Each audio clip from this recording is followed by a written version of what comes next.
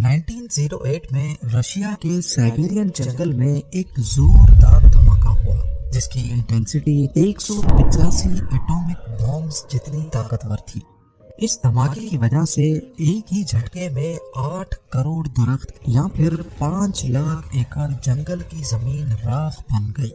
مگر جب سائنٹسٹ وہاں پہنچے تو کسی قسم کا کوئی کریٹر نہیں ملا، یہاں صرف ہر چیز جلی ہوئی پائی گئی۔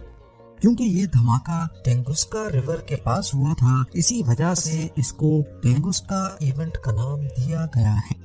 لوگوں نے بتایا کہ 30 جون 1908 صبح 7:15 پہ آسمان سے ایک فائر بال گرتے ہوئے دیکھا گیا اور اس کے بعد سینٹرل سائبیریا میں ایک زوردار دھماکہ ہوا۔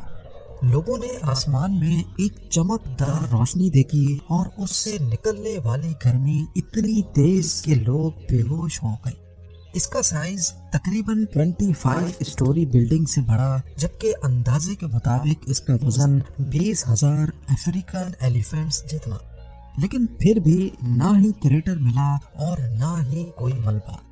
رشیا نے پہلی سائنٹیفک ٹیم سائٹ پہ 1927 میں بھیجی، یعنی اس واقعے کے 19 سالوں کے بعد۔ ریموٹ ایریا اور مشکل راستوں کی وجہ سے انہیں وہاں پہنچنے میں کئی سال لگ گئے۔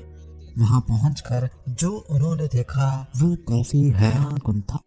پیڑ سرکل میں فلیٹ ہو چکے تھے جیسے کسی نے اوپر سے دھماکہ کیا ہو، مگر سینٹر میں پیڑ سیدھے کھڑے تھے بنا برانچز کے۔ سالوں سے لوگ تھیوریز دے رہے ہیں، سب سے زیادہ مانی جانے والی تھیوری یہ ہے کہ یہ ایک ایسٹرائڈ تھا جو ہوا میں ہی پھٹ گیا۔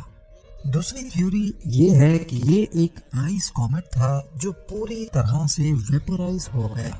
کچھ لوگ کہتے ہیں کہ یہ رشین ایٹامک ایکسپیریمنٹ بھی ہو سکتا ہے۔ یہ جو بھی تھا اس نے زمین کو ہٹ نہیں کیا بلکہ ہوا میں ہی پھٹ گیا۔ سائنٹسٹ اس فینومینون کو ایئر برسٹ کہتے ہیں، یعنی یہ زمین تک پہنچا ہی نہیں اور اس سے پہلے ہی ہیٹ اور پریشر کی وجہ سے پھٹ گیا، اسی لیے کوئی گڑھا یا کریٹر نہیں بن سکا۔